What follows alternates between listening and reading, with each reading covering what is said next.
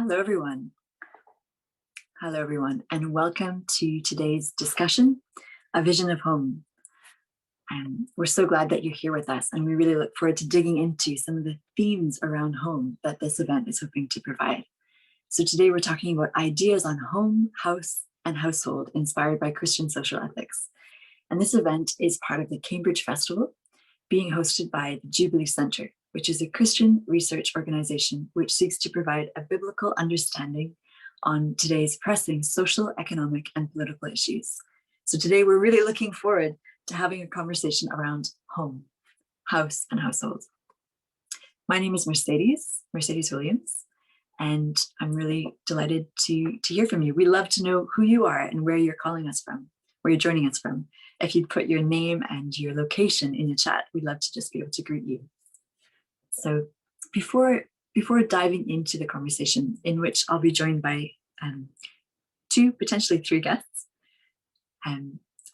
Mitzi from the Isle of Man, welcome. Great to have you. Jonathan, welcome. Abida from London, welcome. Great to have you with us today. Tia and David, wow, wonderful. Rosalie, welcome from Surrey. Louise from Serbia, fantastic. So I have the privilege of being joined by a few guests today, but before I introduce them, I want to frame this conversation and the journey towards home as something that's both profoundly human and global in scope. And home, it's like the existential longing of all humans. Yet we know that owning a house, or sometimes even having access to safe, affordable, secure housing, is something that's out of reach for so many people. But what is home, actually? Is it just the house that you live in, or is there more to it? I propose that a true vision of home is rooted in both material and relational realities, and invites us to explore what it truly means to be human. And today we want to understand some of the roots of the housing crisis in the UK, the idea that relationships within a household can be a social good that profoundly impacts the world around us, and explore examples of social impact through innovation in home building. Welcome from Saffron Walden. Great to have you with us today. So this quest for home is so profoundly human and so global. And while our conversation today is rooted largely in a UK perspective, it would also remain painfully incomplete without also situating it in a broader global story. As a human family, we face challenges to housing that are far more complex than rising house prices or lack of new apartments. Globally today, there are more than 80 million people who are displaced, 26 million of whom are refugees, and 45.7 million of whom are internally displaced, often within their own country. And these numbers are rising every day, as are the complex reasons for which that is true. And this is part of our human story, and one which ultimately merits its own talk. But for the moment, I wanted to mention that as part of the conversation, and point you towards a documentary by Ai Weiwei to help keep this in view as we go further into the conversation. So that will be available, the link to that will be available in the chat for you to take note of. So I'd like to begin by introducing a paper that the Jubilee Center has published called Birds Have Nests, Biblical Reflections on the Housing Crisis. Now, the author of this paper is David Corbett, and he's an Australian fellow who, unfortunately, it looks like he might not be able to be with us today, but who introducing his paper will be Matt Williams, who's a researcher with the Jubilee Center, and who will help us understand some of the key contributions that this has made to the question around house and home.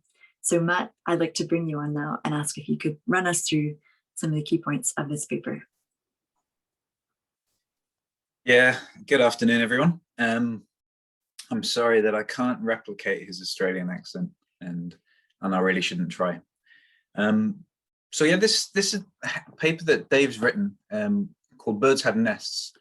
It's contextualized really for us in the UK by the recent big document by the Church of England, the Archbishop of Canterbury, which is really looking at housing as a crisis issue. And it's not just the church that's recognized that.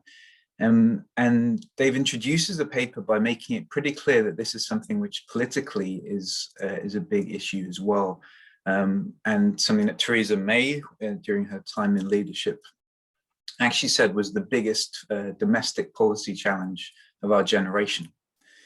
And classically, the answer to the lack of houses and the unaffordability of houses, classically the answer has been the supply and demand one, so that actually we just need more. The reason why people struggle to have homes of their own is because there aren't enough. And really this paper sets out to examine some of the causes of the housing affordability crisis, not specifically looking at the issue of homelessness, but more broadly looking at the problem of housing affordability and questioning some of that logic really, which just simply says that we need more houses. So first point is to actually look carefully at what the causes of this housing crisis are. And of course, there's no denying that many people who maybe a few generations ago could have quite easily afforded their own homes are not able to do so at the moment. And the chief reason that Dave really looks at is this issue of mortgages, that actually interest rates are extremely low. And by the way, I need to clarify this. I'm not an economist, so I'm going to do my best to explain this. And this is a really key point. So that because interest rates have been getting lower and lower and lower for at least a couple of decades now, what that means is that people are able to borrow more.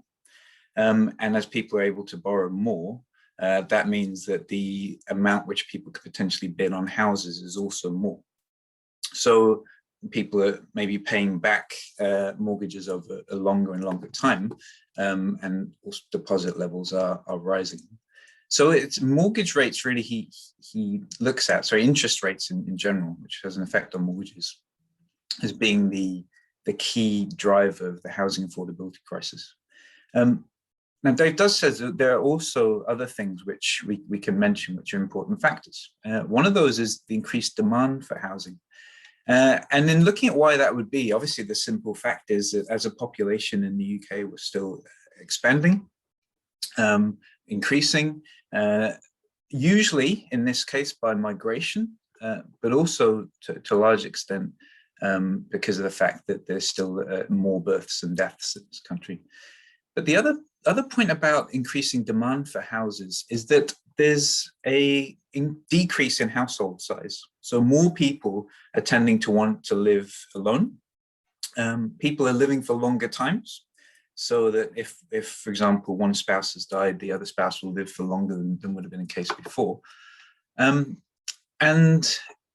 the other point of increased, I suppose, household or decreased, sorry, household size is it is a cultural thing that moves towards single occupancy.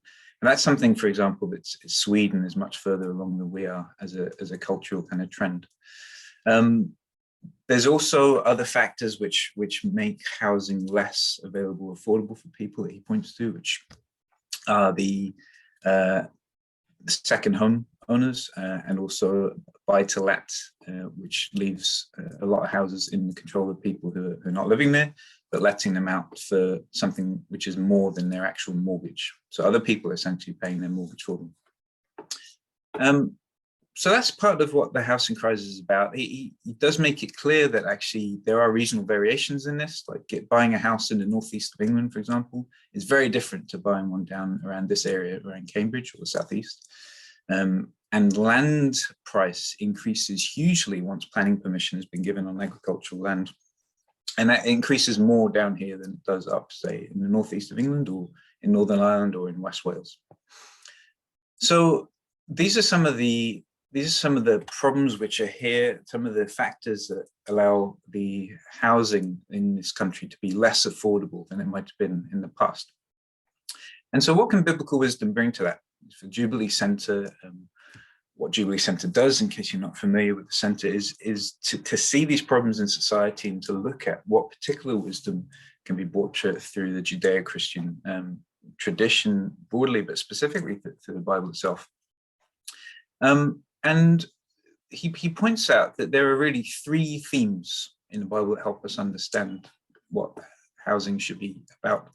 The first is the idea of home, because home is something which all through the Bible is a deep longing that people have.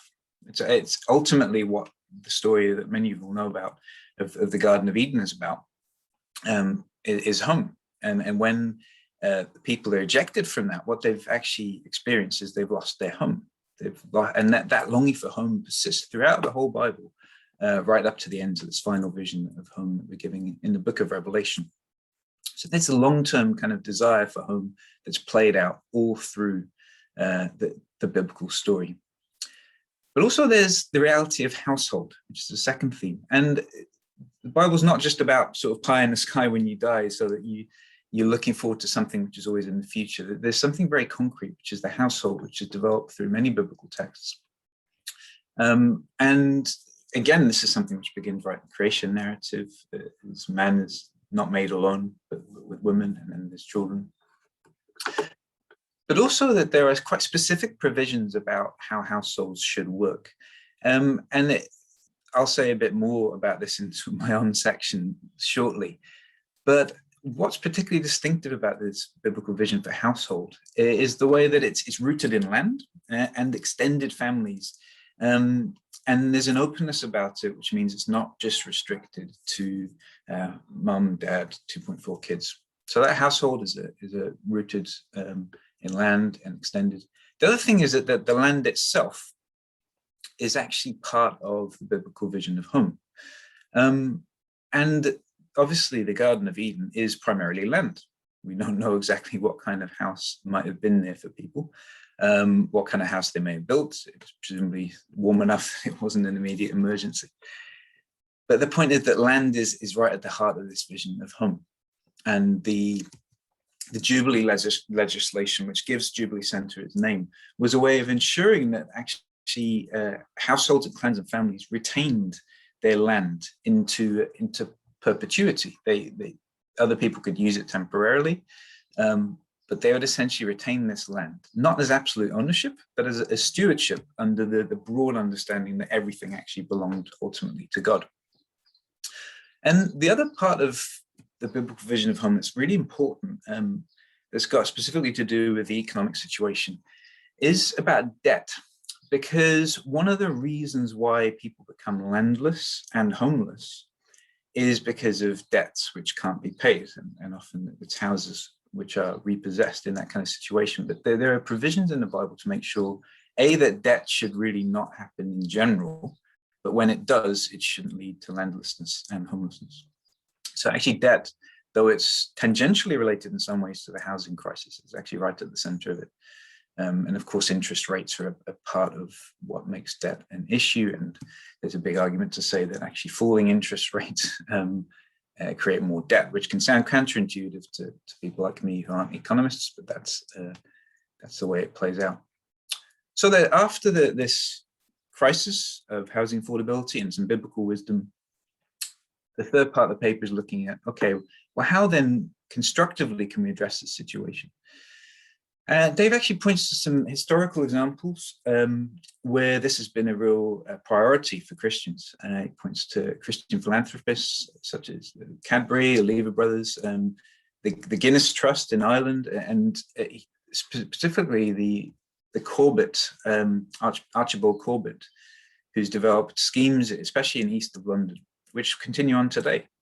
Healthy living estates, they're called. So Christians have had a role in this over time. And in terms of how it should look today, really one of the big factors he looks at is thinking of ourselves as stewards. If we think of ourselves as stewards, the way that the financial sector should reflect this is not for there to be a kind of zero-sum game where there's a competition between the lenders and the buyers, and in the end, the lenders end up having more and more power, and buyers and borrowers end up being on the receiving end, or the end that ends up struggling. When that kind of competitive differential is there, it means that the attitude of actually stewarding land together isn't there. So there's a call there for reforming the financial sector so that that disparity won't be quite so stark. The other point which Dave makes is that actually that taking houses and land as something to be stewarded can be written into house buying and renting policy. And he uses the example of Germany, which of course it's a free market, but at the same time, there are restrictions on the way that the rental market works, so that many more people actually don't own homes, but have stable long-term rental agreements. Singapore is another example where actually a lot of people own homes on 99-year leases, but in such a way that there's more stability and less of a disparity between the sellers and the buyers, so that people aren't constantly being forced to either downsize or move out further where they can afford. He then talks about stewardship in terms of shared equity arrangements, which I won't get into, partly because I don't know enough about them, but these are arrangements whereby people essentially don't have debt. They have shared equity on the basis of which there's ownership of a house, which is then essentially shared and paid off more and more and more. And that can be done through the ownership of land by a community land trust, for example. So finally, to wrap up here, Dave really ends then by talking about the need for a more relational approach to how households and homes work. That instead of thinking just in terms of how can this individual sell a house and make most money from it, or buy a house and be settled, think in terms of networks of houses and households and streets and communities, and some of the things which Jesse is going to be talking about a bit later that are happening in Bristol, how that we can think of actually developing a pattern of buying and selling houses which retain the integrity and even establish the integrity in communities. And he just reminds us at the end that even households, they can't provide the ultimate answer to the longing that people feel, which is a far deeper ache than can be solved by those immediate means. So that's the paper, and you can certainly please read it and get a full impression of what he says. Thank you so much, Matt, for stepping in to share the key points from David's paper. And so as this Cambridge paper has written, housing is not just about physical homes, physical houses, it's about homes. And the Christian vision for home has so much to offer. It reassesses our goal for housing and even for households, and it legitimizes the human desire for a secure and stable home. Most importantly, and this is the piece that we're going to talk about next, it emphasizes the primacy of relationships in our housing decisions. And meanwhile, from a Christian perspective, we look towards a true home that's something beyond even our earthly existence, and which house and even households can't fully provide, as Matt was saying. And so now to discuss this relational aspect of home, I'm actually going to invite Matt back into the conversation. Before I do, I'd like to introduce him a little bit more thoroughly.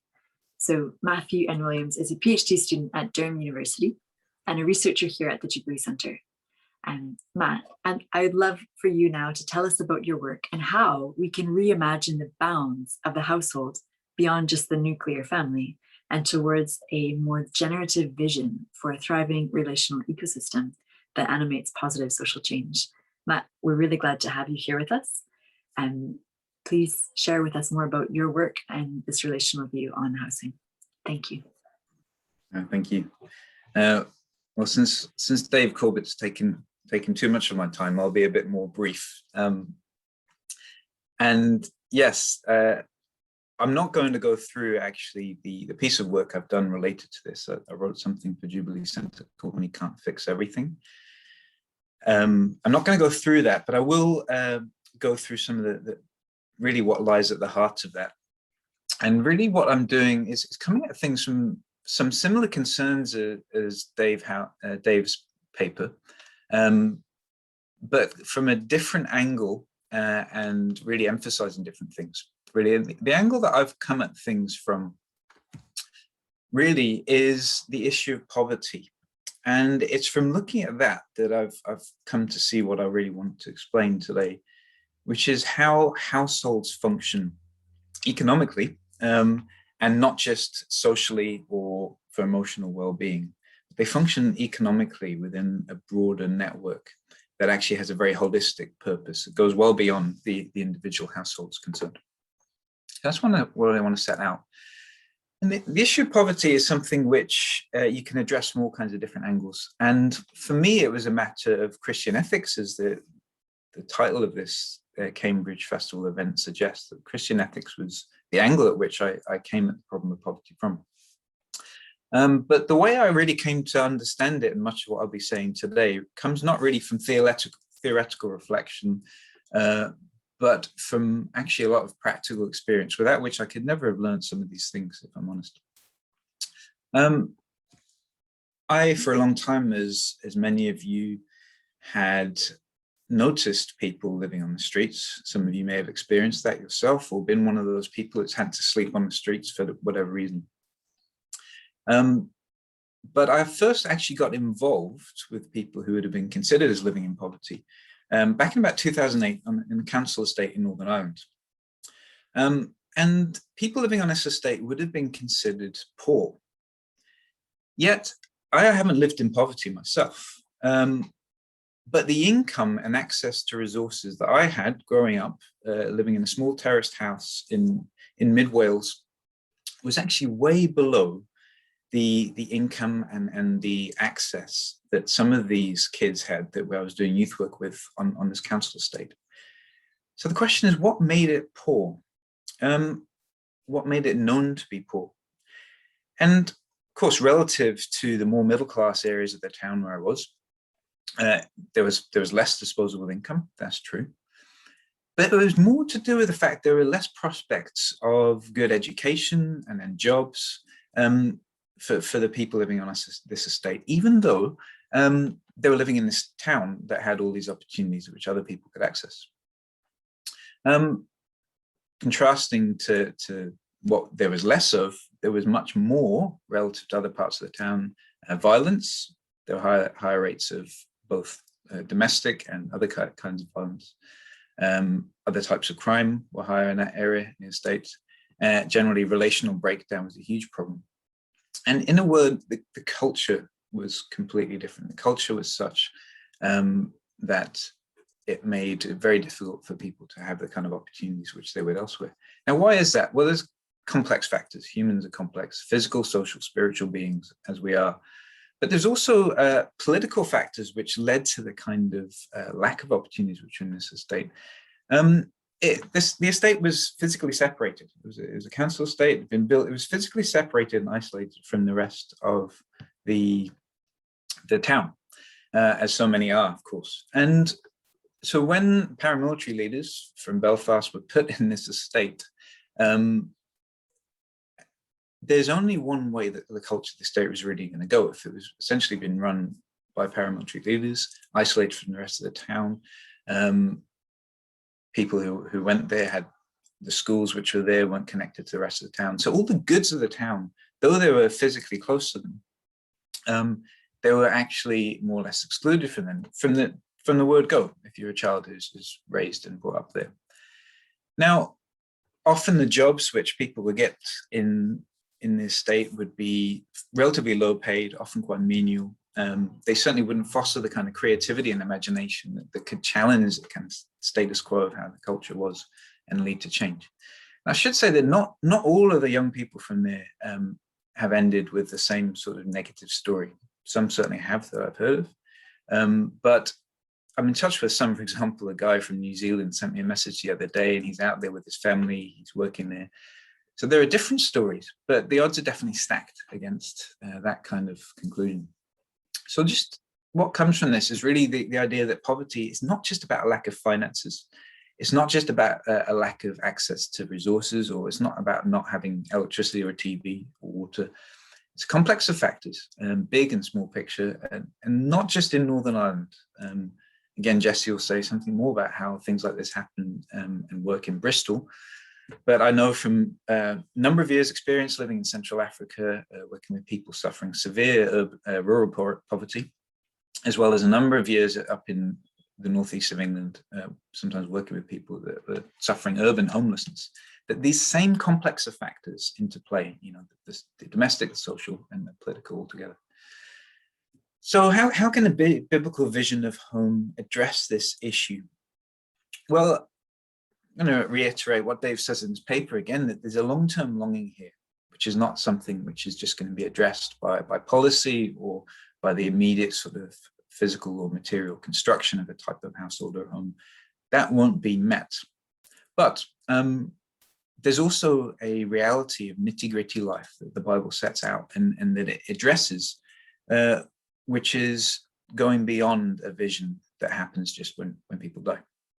And that is actually not the caricatured nuclear family that can often be portrayed as what a Christian household looks like. The picket fence, the 2.4 kids, and the really, really good saintly dog. That is the kind of vision that you can often have. But the Hebrew Old Testament and Greek New Testament really set out something quite different. Again, the household was not something which was restricted just to parents and kids. It was an extended unit, including often hired workers, travelers who are moving through, coming in and out, sometimes animals. It was multi-generational space. Also, it wasn't isolated from others. It wasn't like a way of drawing people into themselves away from the local community. It was actually a network through clan and tribe. And it's at that kind of level that people's social, legal, and religious activity would be carried out. And I say religious, all of life was religious because it was lived under Torah, but I mean, particularly the worship life. Economic needs were met in a sustainable, safe, stable, sociable, and satisfying kind of way, as the Archbishop's Commission puts it. But it's also a place for the marginalized and those without networks to be cared for. And it was written into law that certain provision had to be made for widows and orphans. So when you go to the New Testament, the coming of Jesus, the national vision of God's people has been replaced with a universal one. But household networks are still at the center of this. And the dynamics around how it should work are a frequent topic taken up by the Apostle Paul, especially. And one particular issue is how to deal with widows, because this was an issue for early Christians. And just as in the Roman Empire, there was no welfare state, and certainly isn't in most parts of the world today either. There was a real live issue of how to deal with people who weren't cared for through family means. And there's a tension. You see this in the book of 1 Timothy, if you want to check it out, in chapter 5. There's a tension between the role of individual families looking after their relatives and the responsibility of the wider church to look after those who are isolated. And the point is, as this was being worked out, that the church is a network of households. They're not just about emotional or social or religious, spiritual well-being, but they're actually economically significant, both for one another and for the wider society, for those who are kind of fall through the cracks in some ways of the system which was there. And they never created a separate political entity. They weren't like a sect. That people still worked in jobs and they did business with people from outside of the church and rubbed shoulders with wider society. But they created an alternative community within it. And by being communities driven by love and really radical inclusion, they're actually quite subversive. They didn't set out to overthrow the empire, but they were subversive by the way they were. And it was quite offensive to the status quo to say that anyone can belong to Jesus and be an equal part of a mutually caring community, regardless of any kind of identity that they may have had, any kind of category you could have put them in. That was quite subversive and exposed the fact that things were not that way in the world. Things were built on a kind of rigid hierarchy, which was intrinsically exclusive and very detrimental to the people at the bottom, of course. So this wasn't any utopia. This is not something that has been fully realized at any time in history, but this is the kind of situation which there is always supposed to be. And this really brings us back around, and where I'll finish, really, that the ultimate goal of this biblical vision of home is always something towards which we're pilgrims. None of us know exactly where the journey will end, but this is the way to go towards it, which is this particular vision. So that's what I'll say on this now, and maybe more questions on that later. Thank you. Thank you so much, Matt, for giving us that insight, the sense that house and household is actually a potentially powerful vehicle for social change through the relationships that exist within them. Thank you. So David's paper has given us a window into some elements of the housing crisis here in the UK. And Matt has reminded us that physical houses are but one aspect of home and household, and that households are a powerful vehicle potentially for social change. So we understand as well that this longing for home that is profound and human is woven into a broader crisis in actually accessing safe, sustainable, and affordable housing. So now we are going to explore a third facet to this question: how restoring social value to the forefront of housing could actually enable us to build places that foster resilient communities. And this is the goal of the Bristol Housing Festival, which is a 5-year project asking us to reimagine better ways to live in our cities. We face a national crisis in housing, a climate crisis, and a construction skills shortage in the industry. And yet the Bristol Housing Festival sees in this crisis opportunity, a powerful opportunity to do things differently. And they are bringing together industry leaders, working with local governments, and engaging the public to bring healthy and resilient communities to the forefront of the conversation on housing. Here with us today is Jessie Wild, who is the Deputy Project Director of the festival. Excuse me. Jessie is passionate about social justice and equality, and her work is motivated by her conviction of the value and the dignity of every person. She's currently pursuing a master's in social innovation at the University of Cambridge. And we are so delighted, Jessie, that you can be with us here today. So now I'd like to pass it over to you to share more about your work. Thank you so much, Mercedes. That's really, really kind. I'm delighted to be here this morning, or this afternoon, I should say now, because this topic is something that's really close to my heart. So just to give you a bit of a brief overview, really, let me take you on a bit of a journey as to what the Housing Festival is, and then I'm going to talk a little bit about how that links back into the things that we've already heard so far in this webinar. But the Housing Festival was set up in 2018. We're based in Bristol. It's the Bristol Housing Festival. And it was set up really as a response to the challenges that we see are being faced in the city, but also across our nation. We, as has already been talked about, and as we know, we are facing a housing crisis. And that looks like a housing crisis in terms of availability of homes, but it also looks at affordability of homes, suitability of homes, adaptability of homes. It's not just simply there aren't enough houses, it's how are we using the houses that we have and which ones are suitable for whom, and how are they being distributed. It's, as we've already talked about, quite a complex issue. It's not as straightforward and as simple as, well, let's just build more houses and that will fix it all. So we, as the Bristol Housing Festival, we're a small team, and we set up directly in response to this, really with a heart to do our bit to support our city in when it comes to housing, and what can we do. And as Mercedes said, the idea of the festival is to reimagine how we think about housing, reimagine a future for our cities when it comes to housing. For us, it's a really practical focus. This is about how we build houses. It's looking at the technicalities of that and the practicalities of that. But in that space, because there are these crises, because we recognise that there is not even only just a housing crisis, but there is a sustainability crisis. We have a biodiversity crisis. We actually, within the construction sector, have a construction skills shortage crisis.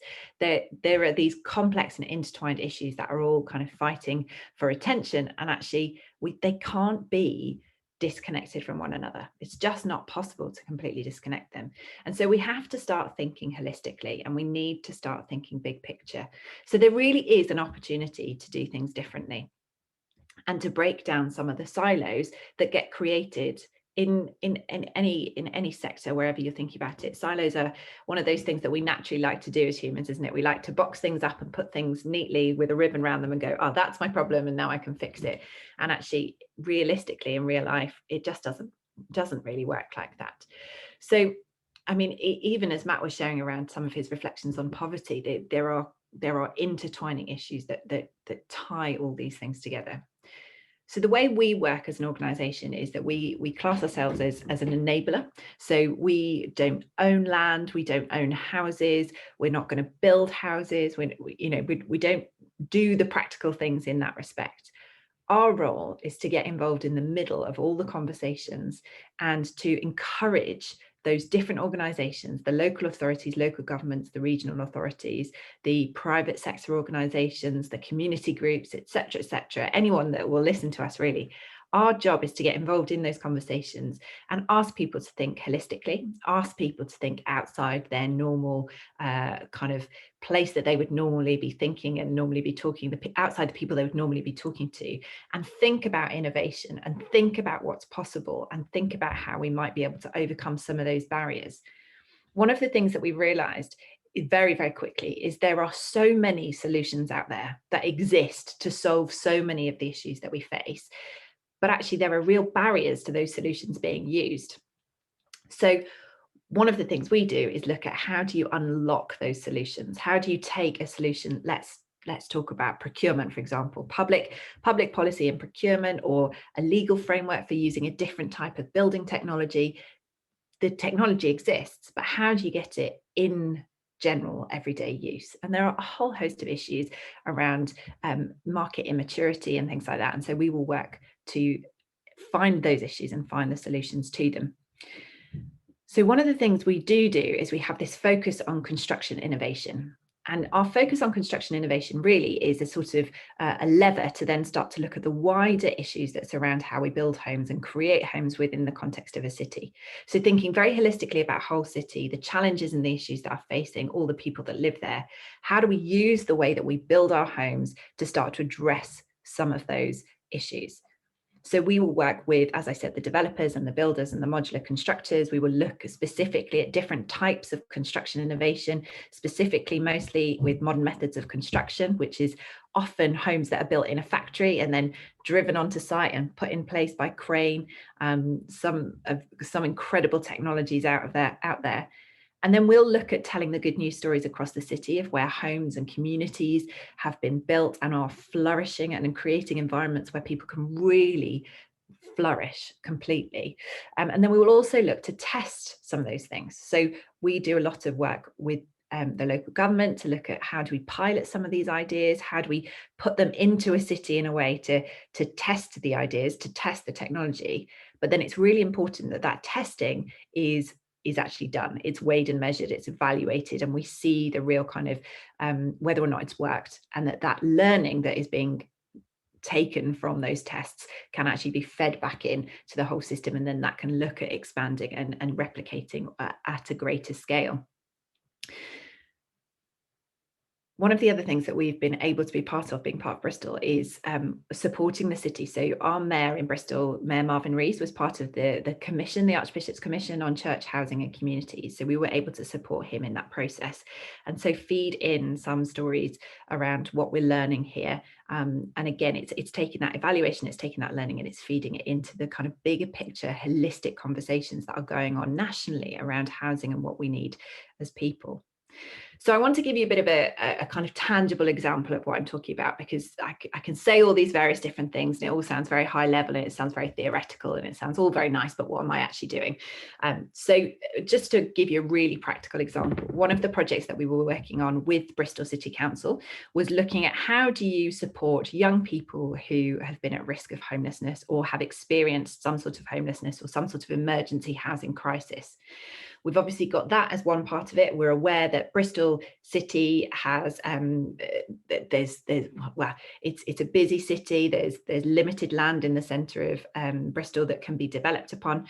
And there's also a sustainability crisis. So thinking holistically about all these different elements and all these different crises facing the city, the question was, can you build homes that both provide for young people that need homes, but also address these other things?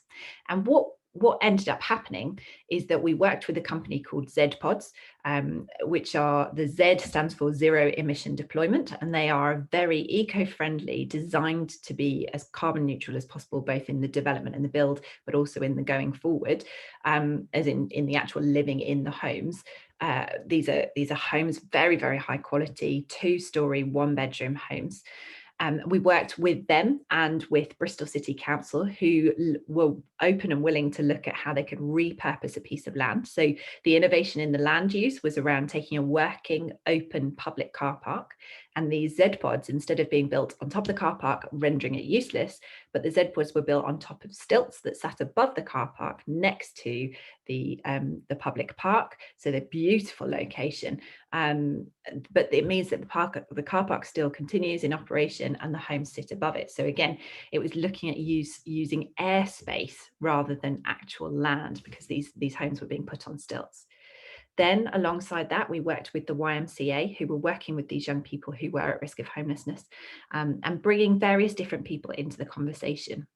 Now, the key sort of linchpin of this whole project was that these young people needed to be able to afford these homes. So we're talking city centre living in Bristol, and actually the key element was making sure that the homes were affordable, and affordable for these particular types of young people, which meant getting the rent down to below £80 a week, which was the kind of level of benefits that they would be on. And with the partnership and through the way that everybody tied together to make this project work, it was actually possible. So these homes are now being rented out at lower than £80 a week. These young people are living there, and they are living in eco-friendly houses that are sustainable and have got this innovative piece of land use. So our role in that was to stand, as I said, in the kind of middle, to hold all the different partners to account of what they were actually looking for, to hold that kind of value line of actually, this is what we're aiming for, this is the innovation, but really, and most importantly, to remind everyone constantly throughout the project of why.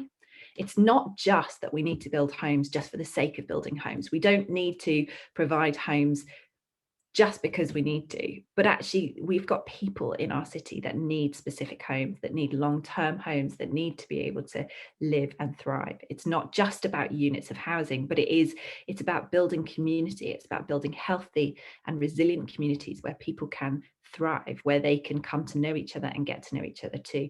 And so part of the development was also a piece of innovation around how the community was formed. So alongside these homes with the young people that were living in it, also we worked with the YMCA to recruit community builders. So on the 2 end homes, because it's a strip, I'll show you a picture in a moment, but on the 2 end homes, community builders were recruited to move in there. And their role is to not only support the young people that are living in this strip of homes, but also to look at how do they as a group form a cohesive community, but how do they then input into the local community around them, near the park, with the shops, with the local community groups, etc., etc. So it goes back to all the sort of things that Matt was talking about in terms of actually how do we take that kind of longing for home and give people that space that they can call home? How do we reimagine our use of land? How do we reimagine what it looks like to have open and inclusive communities that are supportive of one another?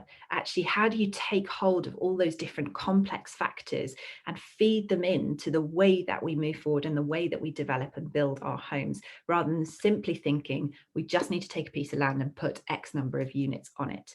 But it's about thinking about innovation and utilizing things like the Social Value Act, which Mercedes nodded towards earlier, and think about actually how can we drive this through objectives and through values of what's actually important.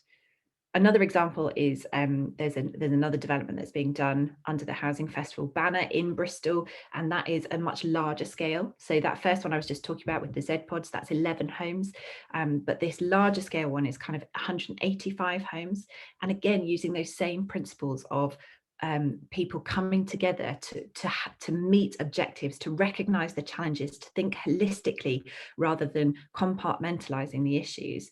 they've been able to achieve, working with the Bristol City Council, working with the local community, working with the modular provider, which is L&G Modular Homes. They are going to be able, they're in the process of building that out as we speak, and they're going to be able to achieve a 4.5% biodiversity net gain on that site, which is, it's huge. That's a massive achievement for that company, but also for the city in terms of how we are starting to address the biodiversity as well as sustainability challenges that we face, while also thinking about the fact that we have people in this city that need homes, that need communities, and need spaces to build community and to host friends and family, and be able to build those kind of resilient and flourishing spaces. So let me just share this picture just to kind of give you a bit of a sense of what is going on. So you should be able to see there, these are the Z pods that were built above the car park. What you can't see is just behind them is the actual park. But you have these 11 Z pods. There are 9 1-bedrooms in the middle, and the 2 end ones are the 2 2-bedrooms. And a local artist was able to come and do this mural on the end, which took in various different elements of kind of local history and local community involvement as well, in order to paint that beautiful picture. So that just gives you a kind of sense of how what this looks like in Bristol. Is this just one particular development? But as I said, it's very much a kind of practical project to look at how can we learn from doing in order to address the housing crisis that we are facing in this country. Thank you so much. Thank you so much, Jessie, for sharing more about the Bristol Housing Festival and some of the practical work that you're doing. And no doubt you are part of conversations where there's so much other work that's happening. I know of different projects around the country where other individuals who are passionate and committed to actually making home and helping others to find home are putting their heads together and their hearts together to come up with ideas and ways forward that benefit everyone. And so, yeah, we've got some excellent questions which have been coming in throughout this conversation, which I'd now like to begin to look at. So Jessie and Matt, if I could invite you back onto the spotlight, we're going to dive into some of those questions together. Thank you. All right, so this question I think is really important for us to consider when we think about housing, and not just us who are on screen at the moment, but for everyone actually who's listening in and who's thinking about these ideas. And it's from A. Copping. And so the most efficient way to make people homeless is to ignore climate change, with consequent sea level rise, flooding, and extreme weather events. The poor in vulnerable areas of the developing world will be the worst affected. Are you aware of the massive GH emissions and other environmental damage associated with construction? And can you enlighten me about what the church would do about the emissions, which would be a consequence of the building policies in Coming Home, which is the Archbishop's Commission on Housing that has been referenced? And so kind of going back to my introduction, where I mentioned the fact that, yeah, today there are more than 80 million refugees, and that number is actually rising every day due to factors such as environmental degradation and sometimes a conflict that results from that. It is so important to situate this conversation on housing here in the UK in a global perspective, where we understand that what we're doing and the choices we're making in a developed context and access of privilege has a massive impact on others around the world. And so I'd like to put that question to you, maybe you, Jessie, to start with, and then Matt, if you'd also like to weigh in on that from a different perspective. Yeah, absolutely. I think this is absolutely key. As I mentioned before, I'm a big advocate in the fact that you cannot separate out these issues. You can't look to address one without addressing the other. You can't talk about housing without talking about climate and sustainability. I think, therefore, it has to be pulled together. The construction industry it's quite a beast. It's a huge industry. Even just looking at some of the statistics around waste management and how much waste comes from the construction industry is scary, but actually some of the technologies around how houses are now being built or can now be built is really encouraging. Massive reductions in how much waste is coming through using this technology, such as modular home building, or what's known as MMC, modern methods of construction, where houses are built essentially in factories, and so they're precision engineered and almost manufactured rather than built. Massively reduces things like waste, and therefore you can start to control a bit more of the emissions of how housing is built. Now, don't get me wrong, there's a huge way to go yet before that is really, before that's really solved, but there are leaps and bounds being made in that sphere. In terms of for the church, I can't speak on behalf of the church, but what I would like to see is, having been part of, with the Housing Festival, having been part of supporting the work of the Commission and looking at how the church uses land and all that kind of thing, and their kind of role in housing and what they're kind of starting to speak into about housing. It would be really, really amazing to see them also thinking about all these different issues holistically and not just addressing one without actually thinking about how we're stewarding our resources, how we're looking after the earth, and that kind of thing. We've got to, as I will say time and time again, we've got to think about these things together, and we've got to think about it holistically.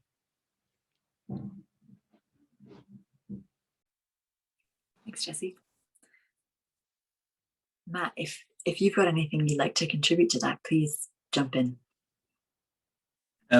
Yeah, okay. And again, I kind of wish Dave was here really, because he's done more work on the Archbishop's Commission than I have. So there's a couple of things to say in response to that question.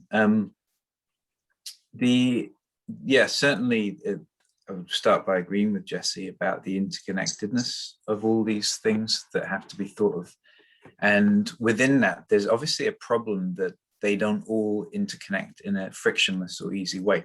So there will come points in time when you have to make decisions which benefit one aspect more than the other. And in development studies, for example, there's a really important paradigm of the difference between emergency relief and development. So there are times if there's an emergency, if you need relief, you've just got to do what you have to do. You can't think of long-term factors.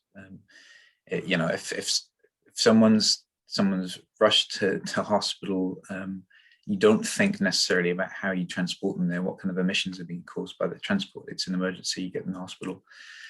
But yes, longer term, something like building houses, it's got to be taken into consideration. And the church do that. You can actually see in the Archbishop's report, there is a separate appendix. If the person who asked the question probably has a PDF copy, it's back in Appendix 5, the climate change challenge for housing.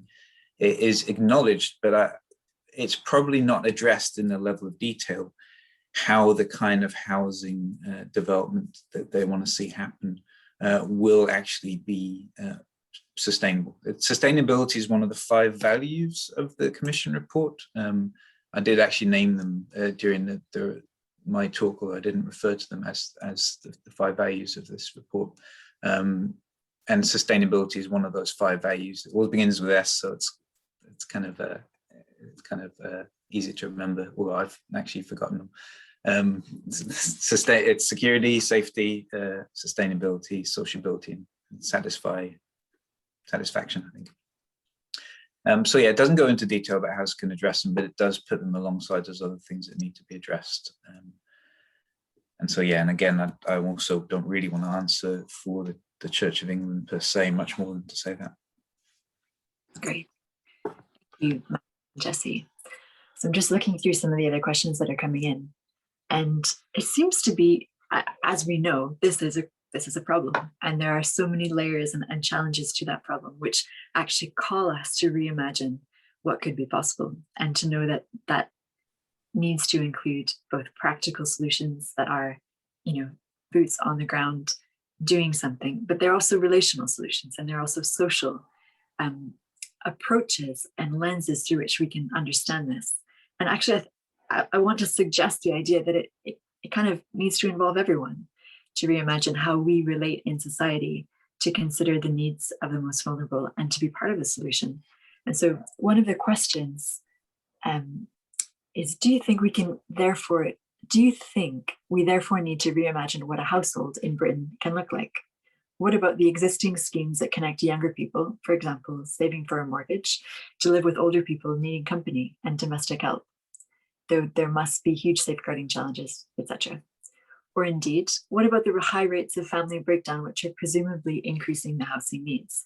So that kind of connects to some of the other questions that have been asked about, for example, the challenges that someone who is a single person living in a single dwelling house might face in terms of higher costs and the inability, therefore, to do something such as adopt or move to a larger dwelling, or challenges, for example, for people with disabilities in accessing housing based on the current housing market. And so I looked for us to, as we come to an end, look at some of those social factors and consider how we might think about this from those perspectives. So Jessie, would you like to start us off? Yeah, I'd love to. I think these are really, really important features and factors, actually, because you're right. You can't just look at reimagining housing in terms of the physicality of how we build houses, but you've also got to start thinking about how we look at households. And Dave's paper refers to this, Matt has referred to this at different points. And very practically, for our perspective in terms of the Bristol Housing Festival, one of the things we've wanted to explore is things like co-housing, for example. There's some amazing examples across Britain, but also across the continent, of co-housing models, co-housing communities for various different groups of people. There's some incredible stuff, particularly there's one example in Alicante of a intergenerational living where there's been sort of extra care. There's actually one in North London as well, where extra care housing for older people has been paired with younger people accommodation that are trying to get onto the property ladder and helping them to kind of pay less so they can afford to start building rents and things, building a deposit and things like that. So there are models of this in the UK and on the continent. We're not, it's not prolific. There aren't loads and loads, but there's also things around, there's a movement in the UK called the tiny house movement.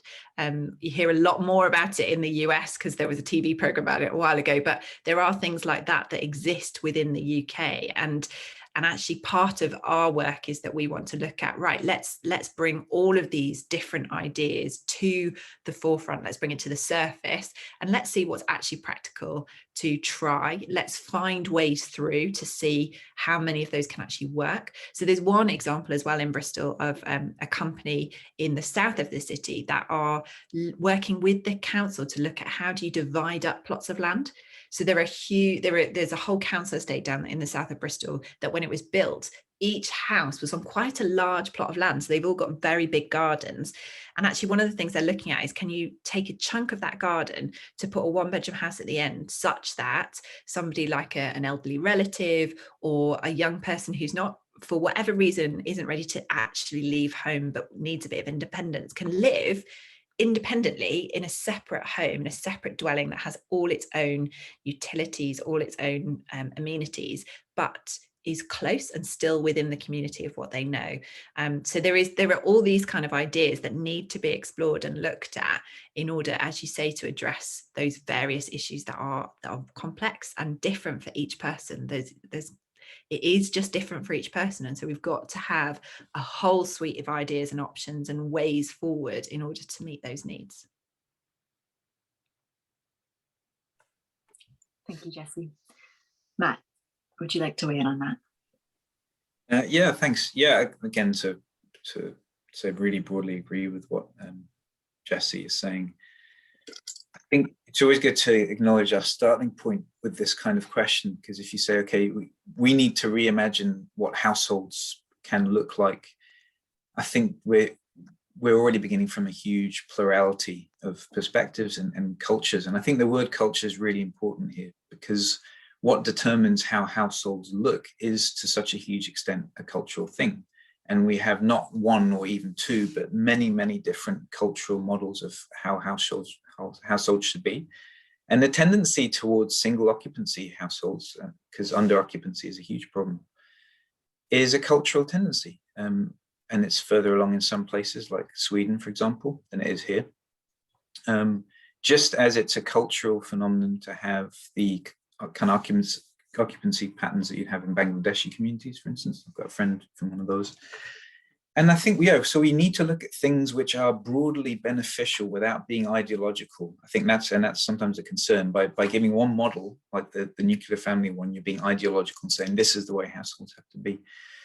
And I think, again, as Jesse's saying, a capacity to be able to broaden what is a household beyond a very narrow nuclear family model, or even narrower than that, a single occupancy or couple, I think is a real key in this. And I can give some personal experience, because I've just, as I say, come from Durham not many months ago, where I was living with a family. I lived on kind of the bottom floor, and for some of the time, my friend and his family and his parents were also in the same 3-story house. And you could say that was kind of crazy, it was inconvenient, but when it comes down to it, it was fun.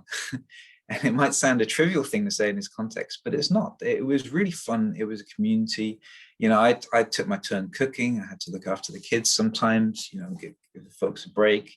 And there was an aspect of community that you could only cultivate through being willing to share that kind of arrangement. Of course, that came from an existing friendship.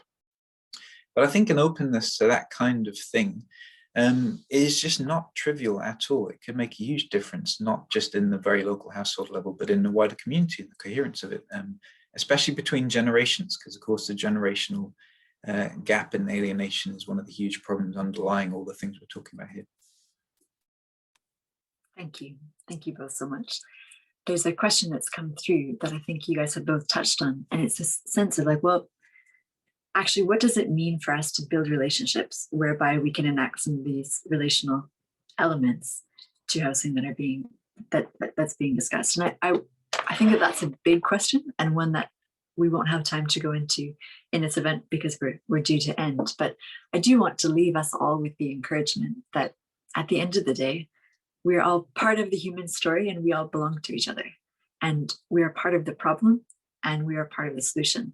And so we have this opportunity, as the housing festival, Bristol Housing Festival, has so clearly outlined, in the midst of crisis, to reimagine what it means to be part of the social challenges that we face, the practical challenges, the environmental challenges, and to do that in conversation and in relationship with each other. One very practical thing that I can offer in that, in terms of building relationship, is something that is going to increasingly become possible as the lockdown measures lift. And that's simply having a meal with someone and sitting across the table and sharing in that common humanity, building connection, having conversation.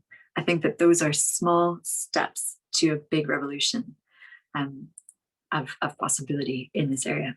And so I wish we could continue talking for much longer, but I do want to respect the fact that this event is now coming to a close, and to thank each of you for your thoughtful engagement, as well as to thank Jesse for your contributions, and Matt for your contributions, and Dave, who isn't here with us in person, but for his contributions to his paper.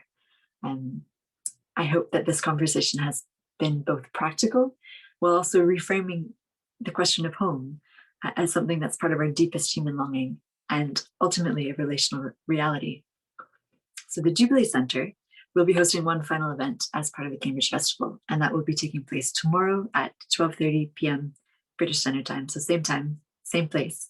And that is called Remaking the World Through Relationship, where Matt, who's just been with us, will be joined by our director, Jonathan Tame, to discuss relational thinking and some of its applications in a social context. And you're very, very welcome to join us. All of the links that have been referenced in today's talk will also be sent to you by email shortly this afternoon. And so as we close, I want to leave you with this quote from C.S. Lewis as an invitation to consider and continue pursuing home in its deepest sense. So thank you very much for being with us today, and have an excellent afternoon.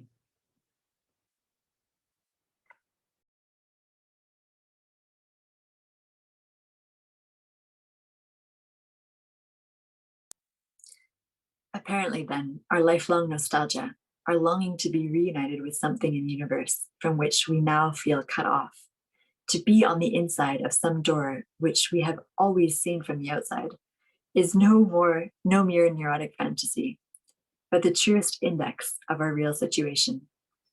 And to be at last summoned inside would be both glory and honor, beyond all our merits, and also the healing of that old ache. Thank you so much for attending this event.